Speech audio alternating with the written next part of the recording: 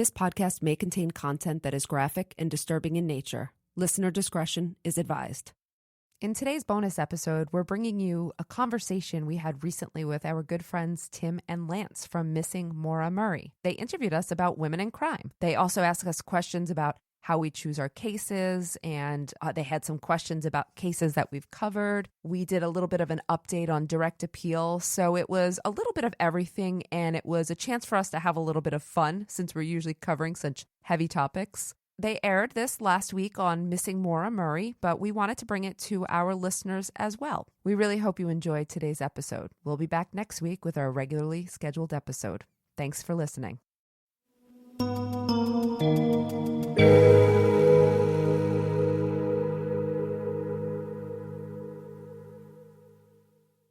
Welcome back to Crawlspace. Doctors Meghan Sachs and Amy Shlosberg. How are you today? Great, thank you. Great. How are you guys? We're doing really well. This is a great time to be interviewing the two of you, because when you were last on the show, we had such a fun interview, and I don't even want to call it an interview. We had a fun conversation and really had some yucks, and I feel like we could all use some yucks right now. I was thinking the same thing. I think we're also just excited to be like working and podcasting and just, keeping ourselves busy doing stuff we like right now. We're very lucky that we can do this type of work during a quarantine. Yeah, absolutely. I know. Did you ever think that you'd say that sentence? Like, of all the sentences that you would anticipate saying when you got into this business, did you ever think that you'd be saying, "Oh, thank goodness I'm in podcasting during a quarantine"? Yeah, no, not on the list. No. But here we are. Well, Thanks for having us back. There. Oh, thank you. Yeah, we realized after we did direct appeal that it was more beneficial to build a small home studio and do it ourselves. So we definitely like this setup better. Yeah. Well, it looks very nice. Thank you. Again, would love to talk about your new podcast. Of course, our listeners may recall an episode with you both about your podcast Direct Appeal and the murder of forgive me, I forget his name, the victim. Bill McGuire. Okay. Murder of Bill McGuire, and of course the podcast dealt with Melanie McGuire and if she was wrongfully convicted or not. Is there anything you would like to tell us about that case or that podcast before we discuss your new show, Women in Crime? Well, since we aired all the final episodes, I mean, we've definitely had some tips come in, some helpful, some not so much. But Melanie also received some representation now, and we are also working with 2020 to air a 2-hour feature on the case. So we're hoping that will really bring in some information. Do you mean representation like an agent? Oh, no, sorry, lawyers. Oh, okay. Pro bono. Someone offered to do her case, to help her out pro bono from the podcast. So that was because they heard the podcast. Oh, nice. And this is a lawyer who contacted you two or contacted her and said that they... No, it's a firm, a small firm in Jersey, and they contacted Melanie directly. And I believe one of the lawyers had known the case and was, kind of interested always, and then listened to the podcast, and then they got in touch with her. So she has some good pro bono representation right now, which is good for her. Will that be able to help her case or her situation? Well, we'll see what they do in terms of filings, what their actual plan is. Right now, I wouldn't want to say too much because I don't want to jeopardize any of her appeals.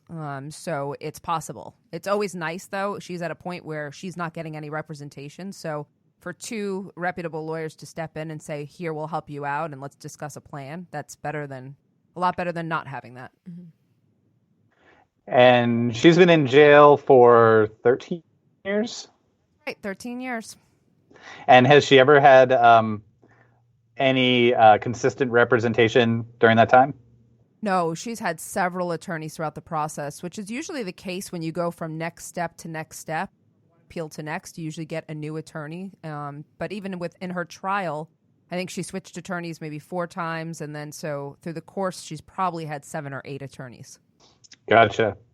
All right. So are you two going to be doing a follow-up to direct appeal as sort of a behind the scenes of what's happening on the 2020 special?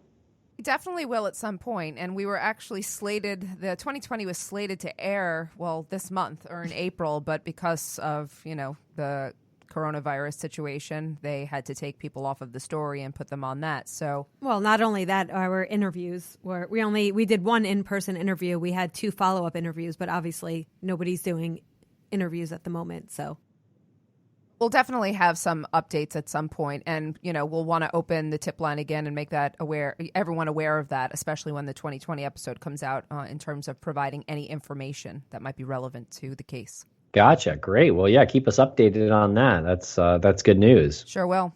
But let's pivot to your new podcast, the bonafide hit, Women and Crime. Tell us about your show. What is the inspiration? So the inspiration really came after Direct Appeal. So a lot of people were emailing us suggesting that we look into different cases. Have you heard of this case? Have you heard of that case? Can you look into this? You should deep dive this. And I think after reviewing a lot of the requests, and, I teach women in crime, so I'm always interested in different female cases. What happened was I just said to Amy, we have a lot of interest in women in crime and individual stories, and you and I individually have worked on so many different cases. What do you think about doing Women in Crime?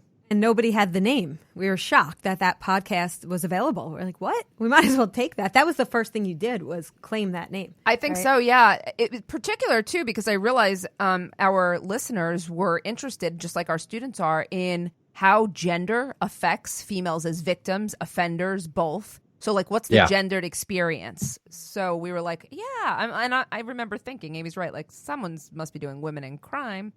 But not there are people doing, but no one took the name. So the name was a good one. But also, that's funny. I think doing something episodic is, I at least think Meghan would probably agree because she did most of the legwork for Direct Appeal. That took over 2 years. When you do an episodic podcast, as you guys know, it's a lot more manageable. And I can participate a lot more. And the burden is now not only on Meghan. We switch off every time we record. So that's also nice to be able to pitch in more. Very cool. Lance has been nagging me about a podcast called Men and Crime. And I keep telling him that it's not a good name. But the name's not gonna sell, Lance. No, the original name was Two Young Studs in Crime. That's bad. And and then Tim was like, "It's not 1998 anymore, Lance. You should probably rethink the title." That is pretty remarkable, though, that Women in Crime wasn't taken. Right. Do you think it's just such a good name people thought, oh, it must be taken, and no one actually followed up? There's one female criminals, and so, someone's focusing on females specifically as criminals, but I just thought all things women in crime are interesting. Maybe it's maybe it's too general for some people. For us, it was perfect because it kind of great. Encapsulates everything we want to do. We're not pigeonholed into one type of case. As long as there's a woman involved, whether she be the offender, the victim, the lawyer, it doesn't matter. And it's great because Amy and I have very different, this is a weird thing to say, but very different taste in cases. So we went through our list, we made our own list and compared them, and we didn't have one name in common, which is a little bizarre. Yep. Wow. And how do you two react when people call you the Tim and Lance of true crime podcasting? I take it as the ultimate compliment. It's an honor. It's a true honor. Two young women in crime. There you go. But it's not 1998 for us either. Some people have said that we're stuck in the 50s. Well, by that comparison, Women in Crime would be your crawl space. So I love it. I think so. Thank you. So let's discuss one of the latest episodes that you've released. It's about a case, a victim by the name of Sarah Stern. It caught my eye immediately because of some similarities to Maura Murray in that there was a car found and Sarah was missing for a period of time. Correct. And also, to this day, Sarah's body has never been discovered. That's another, similarity that, it's still, although it's very clear what happened in Sarah's case, unfortunately, there hasn't been closure for her family in that regard. Okay. All right. Take us back a little bit to what her case is for those who aren't aware or familiar. Okay, so Sarah Stern was a young woman living in New Jersey by the Jersey Shore. And she lived with her father. Her mother had passed away, unfortunately, a few years prior. She was going to a local community college, kind of hanging out with her high school crew, people that didn't go away to college. She had a kind of a close-knit crew. Her father was away in Florida. Somebody called in an abandoned car on a bridge, and quickly they were able to find out where it was registered. Did a welfare check to the Stern household, and that's where, I guess you could say that's where the story starts. So they find this car. They know that's registered to Sarah's grandmother, but everyone knows that Sarah is the one who drives the car. Sarah's nowhere to be found. They go to her home, and she is not there. And then, they start the search looking for Sarah. And they never found her. No, this is December 2016. Okay. So the police went to the Stern household. They talked to some of the neighbors, and there's this narrative emerging that, well, maybe Sarah took her own life, or maybe Sarah went to Canada. Although that doesn't make sense because her car was found. And so how would she have gotten to Canada? Also, her beloved dog was found in the home, along with her passport and money. So quickly they're thinking, all right, the Canada story doesn't really hold water. Earlier that day, she had dropped off some belongings at a neighbor's home. And unfortunately, we know that people that are contemplating suicide will often give away belongings. So that fed into the narrative. People were saying she seemed a little depressed. Maybe she actually jumped off the bridge, right? So that's where this narrative starts. However, they quickly kind of switch gears. They find out that she had spent the day, that day that she went missing, that she had spent the day with one of her good friends. Was that Liam? Well, it was Liam and Preston. Okay. So she spent the day with her good friend Liam. And they were able to go talk to him. And he said, yeah, we spent the day together. We went to Taco Bell. We drove around. They checked out. His story was totally corroborated by surveillance cameras, receipts. He was all good. He went to work that night at 5 p.m. Everything's great.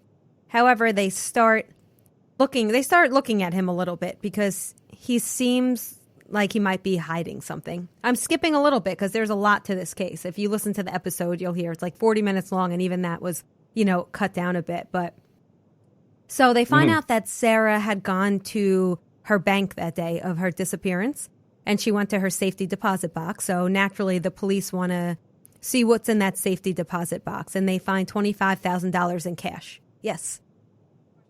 I have to ask, what 19-year-old has a safety deposit box? And why is there so much money in exactly. So that's what the police want to know, of course. So they're thinking, all right, so now we could see maybe motive starting to come out, or maybe, first of all, if she fled, wouldn't she have taken this money with her? But then they come to find out that Sarah's mother had passed away, as I mentioned, a few years prior, and she had left Sarah quite a bit of money. And Sarah had been telling people, some accounts were that she had $50,000 cash, other accounts say $100,000 cash. So they find the safety deposit box, $25,000 cash. They're thinking, okay, where's the missing money? Did she take this money and flee? Or why didn't she take all this money? Why does she have this money? Could this have been a motive for someone to do something to her? And wasn't the money itself, if I recall, like really old money? Yes, it was very old money. It actually would disintegrate. When they touched it, it would disintegrate. It was very old money, and you'll understand why that's actually an important part of the story. But anyway, so they come to find out that Liam was actually at the bank with Sarah, waiting in the car while Sarah got this money. So they're starting to see that Liam might be a little more involved than he had initially said, but they have nothing on him, so they don't really have much to go on until they get a tip. Right, like usual. I just want to be able to tell you guys how long it took for this tip to emerge. Go ahead. Yeah, I just want to ask a quick question about the money. So her mother dies in 3 years before, correct? In 2013. Correct. And she's left an inheritance? So this money is part of an inheritance from her mother? Actually, her father actually had no idea about the money. Apparently, the mother was a little weary of big banks and a little bit, maybe she was a hoarder. So they had the second property. So Sarah had found all this money in like an old shoebox in their second home. And we don't know if it was inheritance or, what the purpose of all this money was. But we do know that Sarah did take the money and, put it into a bank. Basically what happens is somebody calls in a tip to a detective. One of the detective's friends said, my son has something he wants to talk about. Turns out Liam has a good friend who was a horror film director. Who's this? This is Anthony. Good, yes. Anthony. Yeah, so Anthony was living in Brooklyn. He had gone to high school with Sarah and Liam and this other friend, Preston, who will come into play in a moment. And he said that Liam had called him and asked him if the police had contacted him to talk about Sarah's disappearance. So that's kind of weird. Like, why would you call someone and ask them if the police have contacted them? So he starts to think this is a little weird, and he remembers that Liam had said to him, I have an idea for a movie. It's about, strangling Sarah and throwing her off of a bridge. And then, of course, when Sarah's missing, Anthony starts thinking like, okay, things are looking kind of weird now. Liam's calling me, asking me if the police contacted me, and he mentioned this idea for a movie that is eerily similar to something that is going on right now. So they set up a sting operation. They have Anthony and Liam meet up. Liam gets in Anthony's car. The first thing he does is check Anthony for a wire. Luckily, the police were smart and they did not wire him. They wired the car. So Liam obviously is ready to say something, right? They have police on standby, watching this all unfold. And you can look this up online. It's incredible. Liam gives a full confession to Anthony with the police sitting nearby in cars and says basically what happened. He spent the day with his good friend Sarah. They were good friends growing up by all accounts. He knew about the money that she had. He wanted that money. He pretty much choked her, strangled her to death. And unfortunately, according to him, when I say unfortunately, this is his words, he only got away with $10,000. He killed. That wasn't the real impetus for his crime, though, right? Because the money was nice, but didn't he just want to kill someone? Well, he also had said that he always wanted to know what it felt like to kill someone, and he was a little bit disappointed. It didn't deliver. This is what he tells Anthony on camera with the police all listening and watching this. Okay. Of course, there's no body, and the police are hearing this confession, but they still need to corroborate this story. So Liam goes on to talk about the old money and how he got the money, but the money was old and disintegrating. Remember the money in Sarah's safe deposit box, right? So they were able to kind of, they start building a case by all these similarities. Because, of course, you don't know if he's just telling a story, but now it's starting to match up with other evidence they have, right? So what he ends up doing is after he killed Sarah, he went to work. He was a waiter at a local steakhouse. His buddy Preston, who was actually Sarah's prom date, another good friend, not romantically involved, but they were all good friends. Preston goes to Sarah's home, and the issue is Liam had left his cell phone. So his buddy Preston, Liam called him, I'm on my way to work, just killed Sarah. But actually, he must have called him when he was there if he left his cell phone. But he pretty much said, can you go to the house and try to find my cell phone? He goes to Sarah's house. He moves the body. He pretty much walks. Eventually, he ends up confessing to police and walking them through all of this. He also shows them where a safe is buried with the money that matches the money in Sarah's safe deposit box.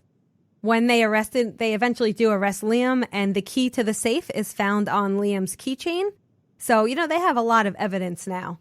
Question? Yeah, I mean, talk about just like a blood trail, leading right to the criminal. That's incredible. And didn't he say something about the amount of time that it took him to murder her, which is sort of suggestive of having no remorse for this, having no empathy for this? Yeah, so he said two really horrifying things in his taped confession, the unknown to him taped confession. One was that he had set a timer because he wanted to see how long it would take her to die. And when the police got his phone, they were able to retrieve that timer, and they found out it did take her close to half an hour to succumb to her injuries, which is just horrifying. And then he also goes on to kind of laugh about how her stupid dog just sat there and watched the whole thing, kind of alluding to the fact that the dog didn't do anything because she had this, beloved dog that was home. He's just really an asshole. So callous. So you have to look up these tapes. They also 2020 very ironically just aired her story this past Friday. And it includes we'll play some of the tape. Yeah, it includes a lot of the footage from his confession. I thought the method too was, you said choking, but how did he actually kill her based on what he said? Well, he lifted her up by her neck with his hand and held her up against the wall, but then he also shoved a shirt down her throat and I guess held her nose and, watched her, pretty much suffocate to death. Fuck that guy. So is he, what's going on? Now, Sarah's body still has not been found, but yet he's gone through some legal proceedings. He's in prison currently, eh? Oh, for sure. Yes. He was found guilty. Of course, it did go to trial, the case. Preston, not surprisingly, took a plea and he testified against Liam.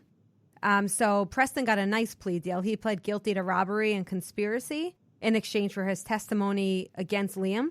So he did end up with 18 years for his role, which I think is maybe a little soft considering that's a good deal for the crime. It's a good deal for him. And he'll get out in, 15 or less. Liam was found. Sorry, go ahead. Oh, I was just going to say, I guess at least he confessed. Maybe they were being a little lenient there because there's still no body. So, maybe his confession is the reason the trial went ahead at all, right? Well, keep in mind, they had a videotape because they had the sting operation. So they actually would have been fine without Preston. But Preston just corroborated a lot, and he actually walked the police. He took them, and all of this is on, the body cams of the officers. He took them to the Stern household and literally walked them through exactly what they did to the body and everything. He followed Liam. Liam drove Sarah's car to that bridge, going back to the beginning of the story. Liam drove Sarah's car with Sarah's dead body in the front seat to the bridge, and Preston followed him. And then Liam and Preston together threw her body over the bridge. So Preston was very much an accomplice in this. Although they didn't find the body, though, that would typically make things difficult, to try the case. But it was obviously, there was so much evidence. Also, they had powerful testimony from experts who testified that the water current, the night in question, Sarah's body, so it was thrown into the Shark River, which goes, right into the ocean. And it would have taken less than 24 hours for her body to be 7 miles offshore. In other words, they said her body's not going to be recovered, and we would not expect it to be based on where the body was thrown in. And Liam, that's really fascinating. Yeah, that's interesting. I just want to interject really quickly. Yeah. We were talking with our buddy Michelle Kazuba, who is a prosecutor, and we started talking about no body cases and reasonable doubt and circumstantial evidence, and everything that is a check mark for convicting someone without a body seems to be on Liam, which is everything from the motive and the means, the confession, right down to why the body isn't even discoverable. Exactly. There's an expert saying it just went into the ocean in 24 hours. And I don't even think they needed that. It's an airtight case. I agree. Oh, it was almost, exactly. That was just like a bonus. An icing on the cake for them. So not surprisingly, Liam got life without parole for the murder of Sarah Stern, along with several other charges. So he will not be seeing the light of day, thankfully. And that's good. And Preston got 18 years, you said? And, how old is he's young, so he'll be out. I mean, these boys were, by the time of trial, maybe 21. So, he'll still have a whole life ahead of him. Find that disconcerting. That part bothers me. I find that disconcerting, too. I mean, to entertain someone's hypothetical conversation in the form of I got a good screenplay for you, I have a movie for you, and it's very close to their reality is one thing, and you can almost walk away from that and say, that was weird. Maybe I should not, hang out with this person or something. But then to physically touch a dead body and help move a dead body, throw it into the water. He helped bury the safe. Liam have some, exactly. Did Liam have some sort of hold over Preston? Was there some sort of relationship there that is deeper? Yeah, they, of course, there was some speculation that Liam was, the ringleader, and Preston, displayed personality traits that would make him, be the one to be more likely coerced into something like this. But it didn't seem like there was it's not like it was duress or anything where Liam like put a gun to his head and said, do this or I'll kill you. It was very much voluntary. And of course, Liam and Preston knew that there was money involved. Although Liam said he wanted the thrill of killing, Preston was promised money for helping out Liam. So for Preston, the motivation may have just been financial, which I guess is better than if the motivation is just for the thrill of it. But either way, I'm not sure I want him walking the streets in less than 20 years. I'm sure Liam, because he's clearly psychopathic, he has the real antisocial tendencies. Those type of personalities have a way of also being coercive, more manipulative, more charming about it, more convincing. So I'm sure that if Preston was, somewhat coerced, it would make sense given Liam's personality type as well. And Liam and Sarah were childhood friends too? Yes.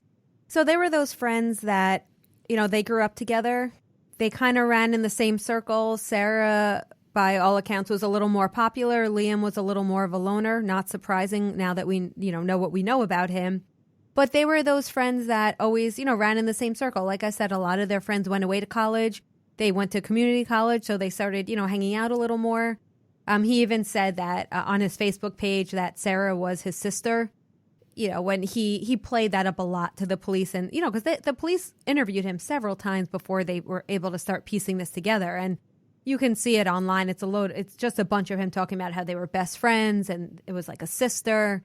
He really played up that relationship. But Sarah's father, knew him since he was a young boy. What about Preston? The three of them were tight? So sort of together. So Sarah and Liam were friends. Liam and Preston were friends. So Preston and Sarah were newer friends. Like I said, they had gone to the prom together the previous year. But it was more like Liam was like the middle man between them. It's not the same, but it's making me think of the Skylar Niece case with the three together, Yeah. the three tight friends, and two of them kill, and the betrayal that Sarah must have felt when she realized that her two close friends are the ones that are murdering her. It's not a stranger. She never knew Preston was involved in it, right? True. But, sorry, the betrayal of the one. Yeah, but friend. still, it's her close friend. But yeah. Well, and who knows what the hell he was saying to her while he was murdering her? He doesn't it's say. like horrific to even think of. Yeah. I find it pretty interesting that her body, they assumed, was all the way out to the ocean. You said 7 miles already. I guess she was murdered basically near an ocean town. Yeah, so this is in Belmar, New Jersey, which is, essentially the Jersey Shore. And it was her body was thrown into the Shark River, which feeds directly into the ocean. But does not have sharks in it. Does not have sharks in it. Does not, no. And there's still quite a memorial on that bridge. It's very close to my house. And, they do, on the anniversary, there's always a whole memorial. And, there's a big visual. So it wasn't very long ago, but she lived in a very tight-knit, small community. And her and her family were very well known in the community. Was there anything sexual between the three of them that you know of? Not at all. I'm actually not sure what her sexual orientation was, but there was, by all accounts, Preston and Sarah went to prom as friends, strictly platonic, and there was never any, romantic involvement between any of them. Which is odd because you usually think a crime like this will also have some type of sexual motivation. Exactly. Yep. She was not sexually assaulted or... Yeah, I mean, that's exactly where my head was going, was that there was some jealousy. There had to be some underlying jealousy or something, some sexual rage there, because it just feels so senseless, hollow. Yeah, it's like it's a thrill. You just wanted to kill somebody, and even the money. It's almost like the money was the trigger because it gave a better excuse than I just want to kill somebody. It was like it was now at least you could attach like a financial aspect to it. It's almost like if I'm going to kill someone, I might as well get this little extra on top of it. Why not? But clearly, I mean, I think Amy would probably agree. If he didn't kill Sarah, he would have killed someone else. Correct. Yep. Yes. The unlucky person. Absolutely. I can totally see that. I can totally see someone using, the money as like, yeah, exactly. I get a little bit extra. I now have my excuse to kill, and it feels a little bit more justified if you attach, if you expected to get $50,000, you attach a number to it. It's just easily more, I guess, consumable or justifiable to someone, as opposed to having to come to terms with, like, I'm just a shitty person that needs to kill somebody. I think it was also a bit of a crime of opportunity as well, because he knew that the father was away. She was alone in the home. He knew that, this money was available. So I think it was almost a perfect storm. He had these feelings that, like, I want to kill someone. Oh, my friend has money and her father's away. She's alone in this home. This might be like the perfect time. Yeah. And comparing it in sort of a sense to Maura Murray a little bit, the one thing that stands out is the bridge. There's really no flowing water or ocean close to where Maura Murray went missing. So while I suppose a bridge could be used to dispose of a body, in that case, she's still obviously never been found. So she wouldn't have gone out to the ocean. I think no, yeah, you're right. The Connecticut River doesn't even go out to the ocean. No, and this was very, very, if you look at a map, you'll be able to see, it's, you're right at the Jersey Shore there. So, yeah. Right. Now, do you think that this would be something down the line where the Son of Sam Act is put into place because this other character in Preston was a movie director? He's going to have a long time to sit in prison to think about coming up with a storyline or selling it to Netflix or something. Sorry if I didn't make this clear, but the movie director is a third party. So Anthony was the movie director, and he was... Oh, I'm so sorry. No, it's fine. There's a lot of different players here. So Anthony had gone to high school with Liam, Preston, and Sarah, was kind of acquaintances with Liam and Preston. He had moved to Brooklyn to pursue being a horror film director. Liam always thought of him as like a cool guy, tried to always impress him. Yes, try to always impress him, and would shop these stories like, oh, I have this idea, I have that idea. So that was the connection there. And Anthony is the one who gave the tip that blew this whole thing out of the water. Right. Sorry. Yeah, okay, I got that so confused. pay attention, Lance. Pay attention. I zoned out. I zoned out. It's the new home. There's something weird that takes over my psyche after 30 minutes. But real same Shining question. situation. It's a Shining situation. Yeah, all work and no play over here. Same question. Do you think that the Son of Sam law would be something that is enforced if this movie director friend decides that he wants to make some sort of account of this? No. Why? He had no involvement in the actual crime. What would prohibit him from making anything? It's the person who had some type of involvement in the crime that they're the ones, if they're going to benefit from it, they're not allowed to. But he's an outsider in this case. He was never prosecuted. He's actually the hero of this case, if anything, right? Yeah.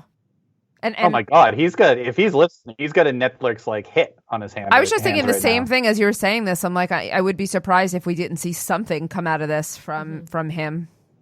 Yeah, for sure. I mean, it's got all the elements, and he's, I guess in that business on some level. I don't know how much work he's done in it, but he's a self-proclaimed director. So I don't know if, you know what I mean? Like, a lot of people like claim they're movie directors, but what does that actually mean? I don't know. I mean, we claim we're podcasters. Look at us. We don't know anybody like that. We don't. Everyone who tells us they're a movie director has at least 3 or 4 under their belt that have some real star vehicles going on. Right, well. Okay. Yeah, some Oscars. Yeah. So your podcast is so great, and you have been covering some really interesting cases. And I just wanted to talk about another one real quick. Sheila Davalo, I found to be a very interesting case. Can you tell us a little bit about that story? So Sheila Davalo, I found this case to be so interesting, and I was surprised that it's not been covered more extensively, to be honest. So Sheila Davalo was convicted of 2 crimes. The initial crime that she's convicted of was pretty controversial. It was 2003. She's at her home one day, and I think it was Pleasantville, New York, with her husband. And the way she describes it is their marriage was kind of, simmering. And, she wanted to do something to kind of sauce things up a little bit. So she suggests playing a game, like a blindfold game, and I'll touch you with an object and you guess what it is. And you do the same. And I think, he probably thought, okay, that's a great idea to start off. But the object that she decided to touch him with was a knife, which I'm sure he didn't expect. And she stabbed him in the chest with this knife. And so she stabs him, and she actually winds up calling 911 at some point. He's crying out in pain, yelling at her. There's a lot of commotion. She said she called 911. She didn't really call 911. And what she told him was that, this is not humorous, but to me this part was, she said, I'm sorry, I called 911 and they said they're too busy. They have other things to do. So, eventually she actually puts him in the car, winds up driving him to the hospital, but they speed past the hospital and they're in another parking lot, and he claims that he's in the backseat of the car, like, what are you doing? Get me to the ER, and she stabs him again. And their altercation comes outside of the car, and a bunch of people see, and they intercede, and they sort of save him. And he makes it to the hospital, and he survives. So he survives this stabbing by his wife being stabbed, a couple of different times. She speeds off, by the way. Leaves him, just speeds off. Did he guess that it was a knife? I'm going to have to say yes on that one. If not, the doctors definitely informed him. He made a full recovery. Okay. So Sheila's charged with attempted murder of her husband. And so, I can go through the trial with you if you want. The whole story's bizarre, though, right? She says, her explanation for this. When did this happen? What year was this? So this happened in 2003, and the police called her in right away. They haul her into an interrogation, and Sheila talks to them, which is not really the smartest thing to do. But she talks to them willingly. She doesn't know what's happened, though. So she's explaining a story where she's saying, this game happened, but she snapped and stabbed him because she had PTSD. She grew up in a war-torn Iran and said that there was a lot of violence. She witnessed a lot of things, and certain things are triggers for her. This triggered her. She snapped. She stabbed him, but then she clearly wasn't trying to kill him because, look, if I was trying to kill him, why would I drive him to the hospital? So that's her explanation. Right. How big was the knife? She started repeatedly stabbing him? No, I don't think she repeatedly stabbed him. I think she only stabbed him once at first, and then she stabbed him again in the car, and it was some type of kitchen knife. So it wasn't this 27 stab wound. It was a few stab wounds, which is not to say it wasn't enough, but enough so that he survived, and enough that maybe once she stabbed him, she got scared.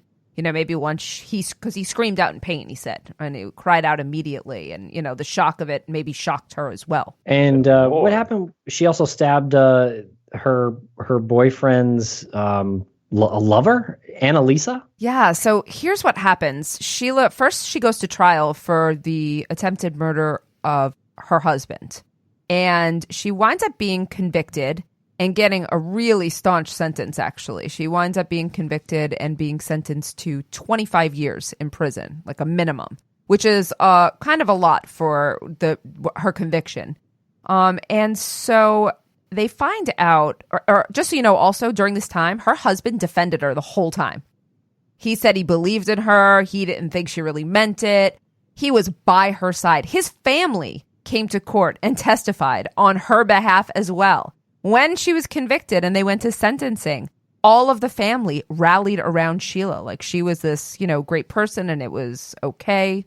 And so, so what happened next? You think it's the end of the story, but it wasn't. So come to find out, while Sheila was married to Paul, she was having an affair with Nelson Sessler. And this was someone she worked with at Purdue Pharma.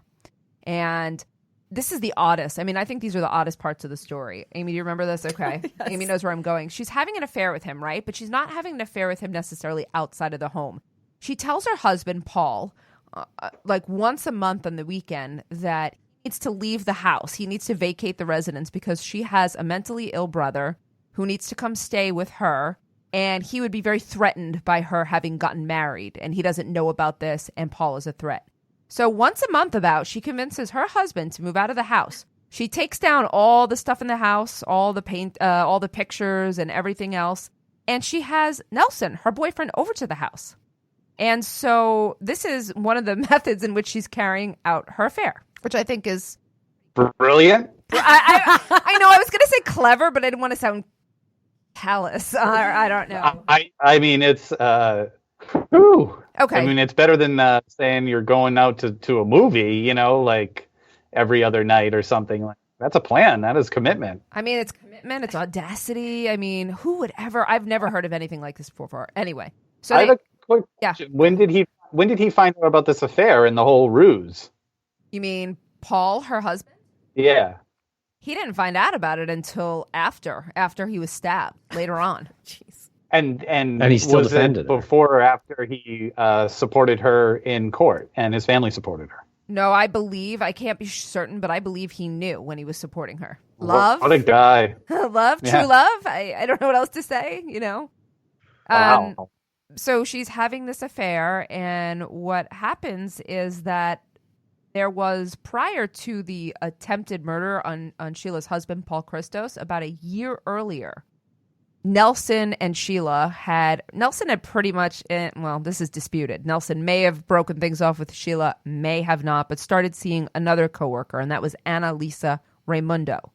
And things heat up pretty quickly with Nelson and Annalisa.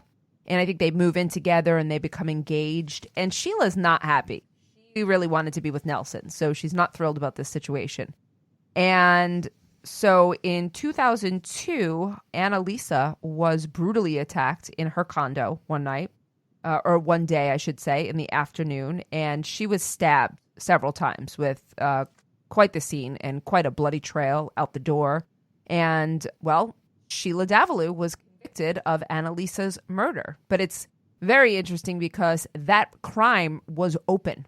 They had no idea, no suspects on that crime. They didn't know about Nelson and Sheila. So that crime remains open for a year until Sheila's convicted of the murder of Paul. And then these two police departments are like, is there some kind of connection here? And then they start looking at it and working together. So one's in Connecticut and one's in New York. So the police departments actually worked together on Annalisa's crime. They took a real long time. So they took about 4 years. And they received some criticism for it, but I don't think the criticism really was valid because Sheila was already in prison. They're like, look, we had 25 years to build a case. She was serving 25 years. We wanted to make it airtight.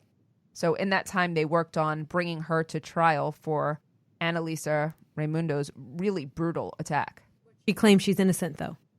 Right? Oh, yes. Sheila fully admits that, she tried to kill her husband because what else could she do in that case? You can't really, discount it. But she claims that she is 100% innocent of the murder of Annalisa Raimundo. What do they have for any evidence that leads to her? Substantial? Well, they do. They have a couple of things. One of the most damning things was they had her DNA in Annalisa Raimundo's bathroom. But she was there for some sort of get-together. She was there for a get-together. Sorry, I'm just looking back at my notes really quickly. There for a get-together, but it was a year ahead of time. So it really wouldn't explain it. It was like her back bathroom.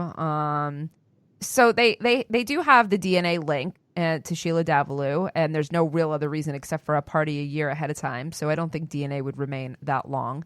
And also on the day that Annalisa was murdered, Sheila left around lunch and took a very long lunch around the day of that murder.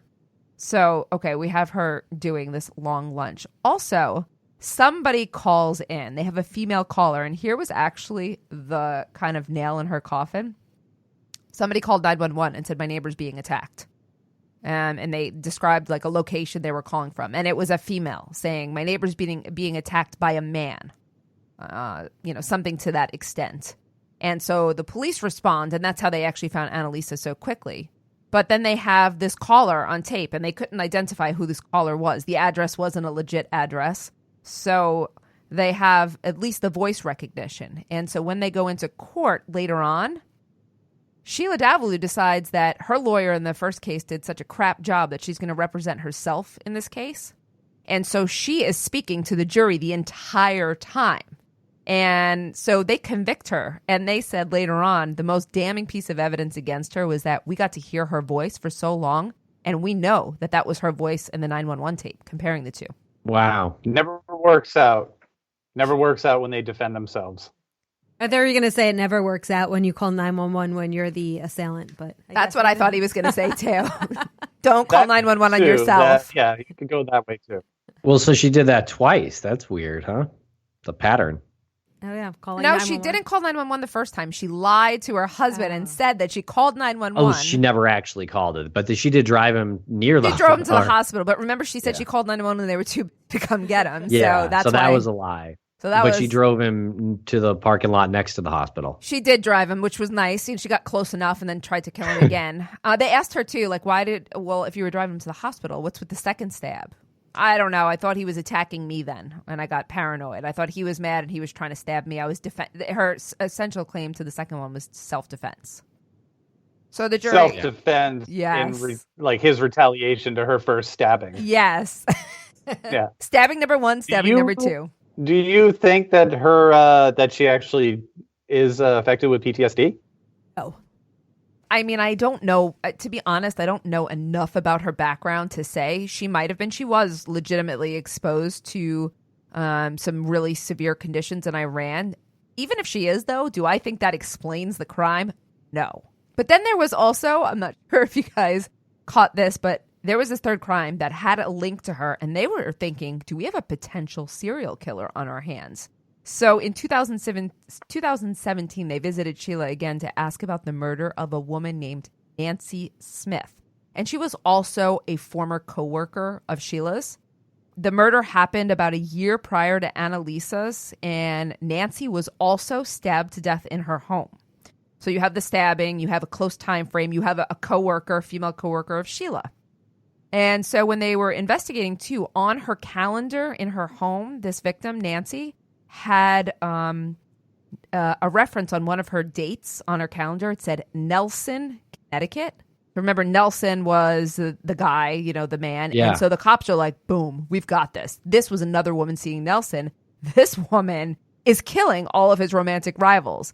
But as it turned out, they were actually, Nelson, Connecticut referred to Nancy going to see the group Nelson. Do you remember the two blonde-haired brothers? And that's her crime right there. No, yes. The Nelson brothers, yes. So it turns out there was actually... remember? Oh, I remember. I was singing it on our pod. I'm like, do you remember the song that they sang? Because I kind of remember that. But that's Tim and I's costume for Halloween this year. Oh. You guys are going to look... I was just envisioning you in the long blonde hair. Are you going to wear it to CrimeCon? Yeah, I like it. We're growing it out now. Definitely, yeah. So anyway, it turned out there was no connection, and they couldn't show any real connection between these two. So likely this is just one of those really weird coincidences. I just want to say the joke did not go unnoticed that you said that was her crime, going to see Nelson. Yeah, that was noted. Duly noted. How dare you, Lance? What a crazy coincidence. Seriously, Nelson wasn't around for that long, let alone someone. Yes, but they're timeless. Actually, question: they're Willie Nelson's sons or nephews, right? No, are they? Possibly. I think you're spreading rumors. That might be a rumor. All right, fake news. This is fake the most news. I've ever Amy's talked right. about. Fake news. Fact check, Megan. So his twin sons of Ricky Nelson. Ricky Nelson. Whoever that is. Ricky Nelson. Yeah, Willie, Ricky, All right, fine. Ricky Nelson. Sorry. Good thing, Tim. Does he smoke weed? He must be a proud dad. Oh, he was some kind of musician, Look though. at that. Yeah, see? close So, enough. yeah, I'm close enough. Thank you. I thought that was good. So Traveling that's the story of band. Sheila. Yeah. If you've seen her, she did an interview with Piers Morgan, and she is very interesting. She's highly intelligent, extremely defiant. She claims that, just so you guys know, her defense is to Annalisa's case is that A, she didn't kill her. B, she always took long lunches like that for some reason because she ate at home. C, that was not her voice, and she could find, some voice expert who would say that wasn't. And we know that's not an exact science, right? So you can get voice analysis that says, yes, that's just like her. No, that's not. So the jury thought it was. But finally, she said that, or she points to contamination. She said that the DNA sample that was taken from Annalisa's sink was the only one to ever leave the crime lab and be sent out for some reason. Reasons unknown at this point. And so she says that it was a contaminated sample. That's her defense. Prevails. She's still got 50 years in prison. So wow. So what do you what do you all think? You think she could be a serial killer, or I what do don't you think she has anything to do with that third crime. no, she's not guilty of the third crime. I think she definitely tried to in my opinion, at this point, without investigating further, I think she tried to kill. She killed Annalisa because she wanted to get rid of her because she wanted Nelson to herself. And what happened was after she killed Annalisa, Nelson started seeing her again because he didn't know that she was involved. And she went to him saying, I'm so sorry about Annalisa. Here, let me comfort you. I'm here to help you. So they start seeing each other again. So Nelson has no idea until later on that he was being comforted in the arms of the woman who killed his fiance, which was really an awful turn of events. So I think that was her plan, to kill Paul, then to be with Nelson completely. Really felt bad for Nelson. I just felt. Has there ever been a suspect in the third murder? So I don't know much about it. Yeah, that's still unsolved, and I actually don't know much about that. It'd be interesting, though. Maybe I should follow up with that one. I just know that they were able to exclude Sheila Davalloo from that crime, for sure. Gotcha. Wow. What a couple of really fascinating characters you just brought to the table here. Yeah, absolutely. I know, I'm fascinated. There's no shortage of people to cover, I'll tell you that. There's not. Yes, especially with the all-encompassing name like women and crime. Well, a lot of the people wind up also becoming, so what we talked about was that the offenders, many of the offenders were victims. Mm-hmm. So it's not like, separate categories. There's not victims / a lot of them are victims and offenders are going to be one and the same. Mm-hmm. But we're also going to cover a couple of, this is a little bit different too. We're going to cover a couple of women whose work in the system, in the criminal justice system, has furthered their system, or for which they're very notable or notorious. So that's a little bit different as well. And I'm kind of excited about that. I'm kind of excited to get away from, murder for a week at some point. Yeah, I can relate. Yeah. Well, cool. Thank you very much for joining us. Thank you guys for having us. Good to. Sad that we're not going to see you at CrimeCon in May, but yes, we'll see you in October. Yeah. Okay. We'll see you before then. You never know. That'd be nice, but unlike the world's crazy. But it's not looking like anyone's going to be. So I'm assuming that you two were just podcasting in the same room when the state of emergency happened and the national emergency happened, and then you're like, we just can't be. That's what happened. We were stuck together and happy to be so. And there's wine in the fridge, so we're good too. Yesterday was Amy's birthday, so we're going to celebrate. My birthday. Ah, well, happy belated birthday. It was an interesting quarantine of a birthday. Again, something I never thought I'd say, but but the good thing is the expectations were real low. The birthday, so it ended up being wonderful because my expectations were so low. So awesome. All right, thanks guys. Thank you guys. Appreciate it. Yeah, thank you guys. Yeah, really appreciate it. That was great. Women in Crime is written and hosted by Megan Sachs and Amy Shlosberg. Our producer and editor is James Varga. Our music is composed by Desert Media. If you enjoy the show, you can get access to ad-free episodes, exclusive AMAs, and other bonus content for a small monthly contribution through Patreon. To find out more, visit patreon.com/womenincrime.